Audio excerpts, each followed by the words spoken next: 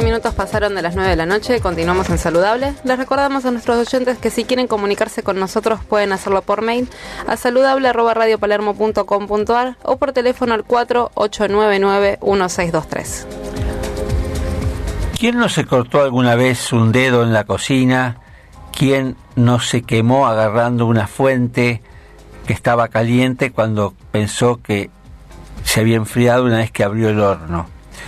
Es decir, cosas cotidianas que involucran nuestras manos, que son nuestra fuente de trabajo muchas veces, que además nos son útiles para todo y para tener cualquier tipo de posibilidad de trabajar, de movernos y demás.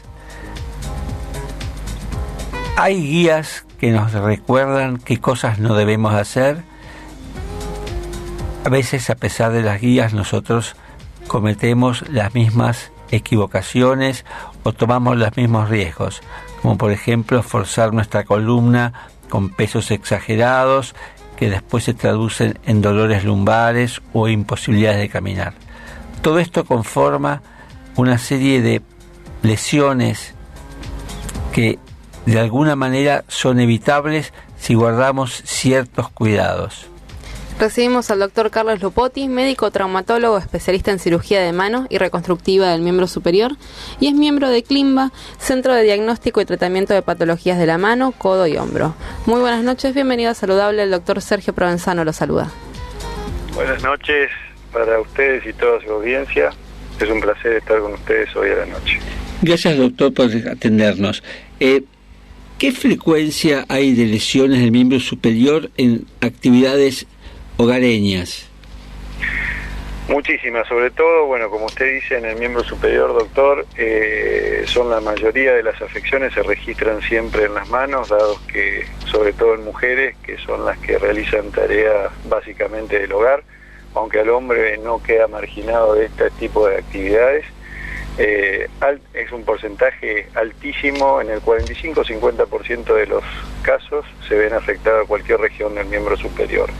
Las mujeres limpiando la casa, manipulando ollas, baldes, haciendo tareas de planchado, de lavado, colgando la ropa, guardando cosas en alacena. En el hombre haciendo trabajo de jardinería, cortando ligustrinas, siempre van a estar expuestos a este tipo de lesiones. ¿Y existen centros especializados? Porque a veces uno, frente a una lesión del miembro superior tan frecuente, uno a veces no sabe dónde recurrir, porque quizás la primera atención en estos casos es la que garantiza una recuperación prácticamente total de la función. Sí, es cierto. Básicamente siempre este tipo de lesiones o de urgencias se atienden inicialmente en una guardia de algún centro de alta complejidad o una guardia de algún sanatorio o algún hospital público que tengan básicamente un traumatólogo, que es el encargado por ahí de evaluar en primera instancia y después derivar a lo que es el especialista o subespecialista, en este caso de lo que es cirugía de mano, codo y hombro, que existe desde hace un montón de años y que, bueno, obviamente la gente por ahí por desconocimiento no sabe que tiene ese recurso hoy en día en algunos lugares, inclusive ya para la primera atención, en lugar de concurrir a una guardia traumatológica.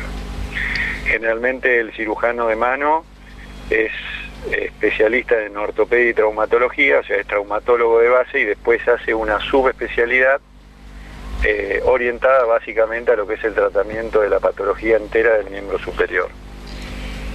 Ahora, ¿cómo se compatibiliza las lesiones de la columna y cuáles serían los síntomas que deberían alertar que alguna cosa estamos haciendo mal? Es muy buena la pregunta. Muchas veces, y la mayoría de las veces, por ejemplo, a lo que es adormecimientos de manos, de dedos de mano, patología muy vinculada, o sea, enfermedad muy vinculada con el quehacer doméstico de las mujeres, se los asocia con lesiones de columna cervical, por ejemplo, que es donde estos nervios que llegan hasta la punta de los dedos nacen. Y no son propios de la columna cervical en sí, sino que son propios de la mano. Y hay síntomas en los cuales deben llamar la atención al paciente, por ejemplo, el hormigueo de 3 dedos, de los 3 primeros dedos de la mano, o sea, el pulgar, el índice, el dedo mayor y la mitad del dedo anular, se corresponderían básicamente con un síndrome de túnel carpiano. Muchas veces he escuchado nombrar y sin saber de qué se trata. Es algo que produce síntomas de hormigueo, de adormecimiento, que generan mucho malestar al paciente y generalmente aumentan en la noche, haciendo que el paciente descanse mal y no sepa bien de dónde es su origen. ¿Se cortó la comunicación? ¿Se escucha? Sí, claro, lo escucho. Bueno. Perfecto.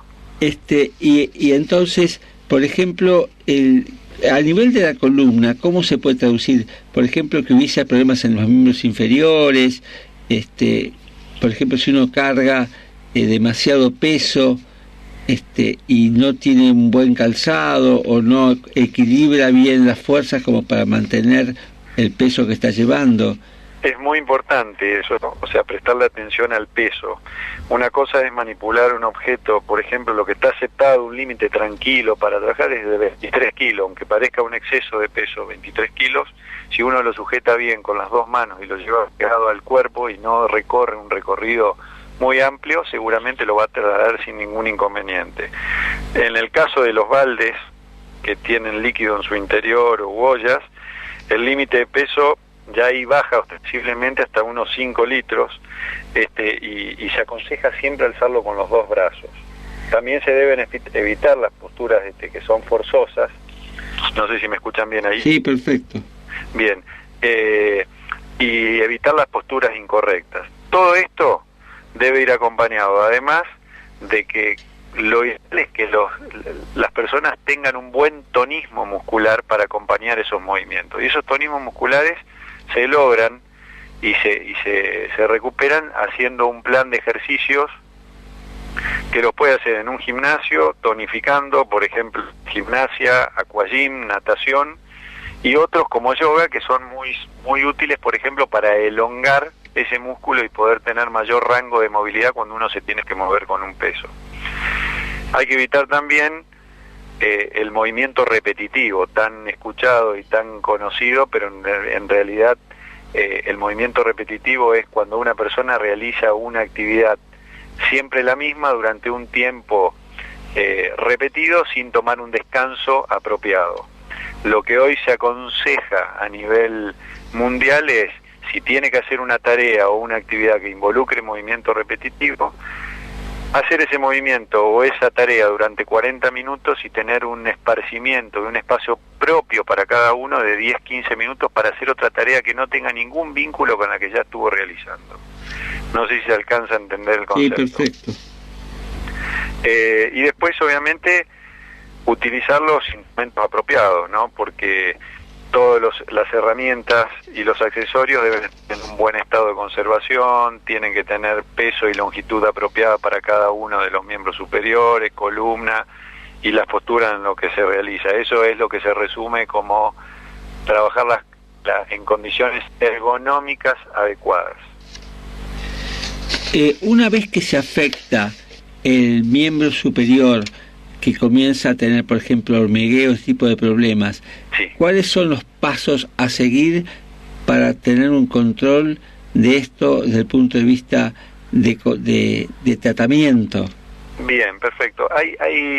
Lo primero que uno le aconseja, y haciendo la especialidad, porque nosotros como subespecialistas vemos mucho este tipo de lesiones que a veces llegan tarde al consultorio, pensando que ese adormecimiento es de la columna, que es postural porque durmieron en una posición, y cuando ven que ese hormigueo se produce con cada vez más frecuencia, el resultado del tratamiento, que en algunos casos suele llegar a ser quirúrgico, termina siendo inversamente proporcional. O sea, cuanto más tiempo dejamos transcurrir los síntomas, menos efecto va a causar el tratamiento que uno pueda aplicarle en su debido momento.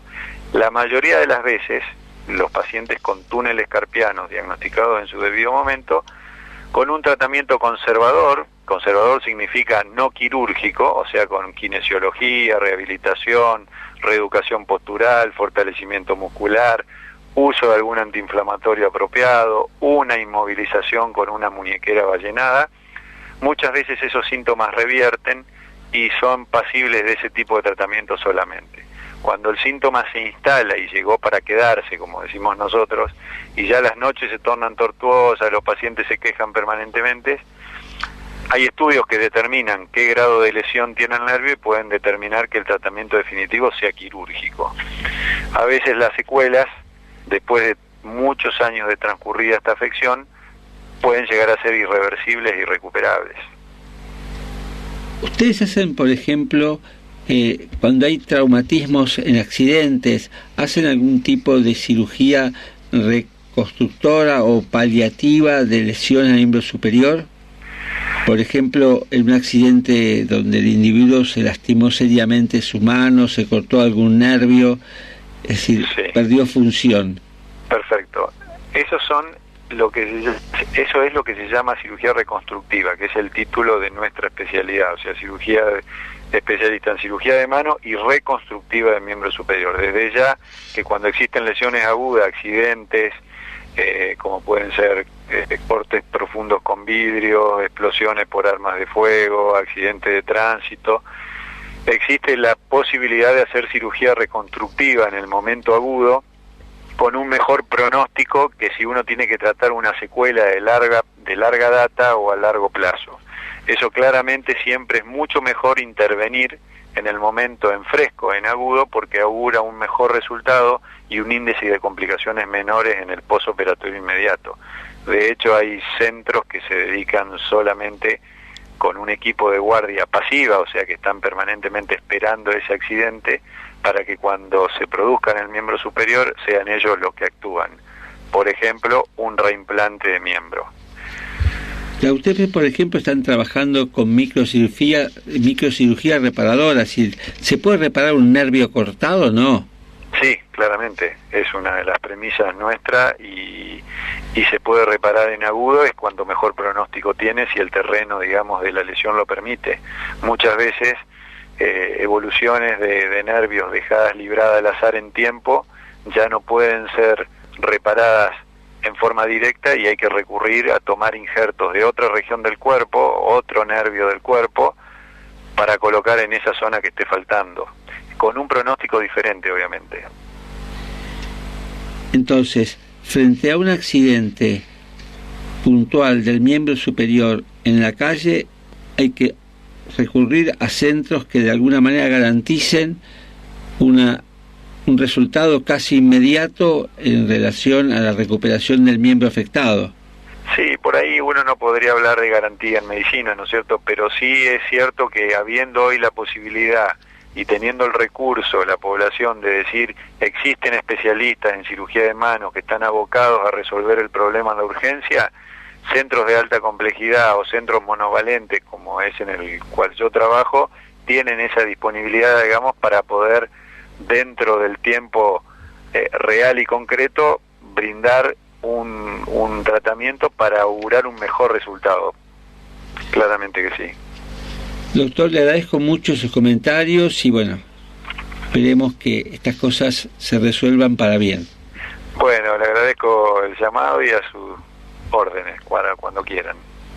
Pasaba el doctor Carlos Lupotti, médico traumatólogo, especialista en cirugía de mano y reconstructiva del miembro superior y miembro de CLIMBA, Clínica de Diagnóstico y Tratamiento de Patologías de la Mano o Codo y Hombro.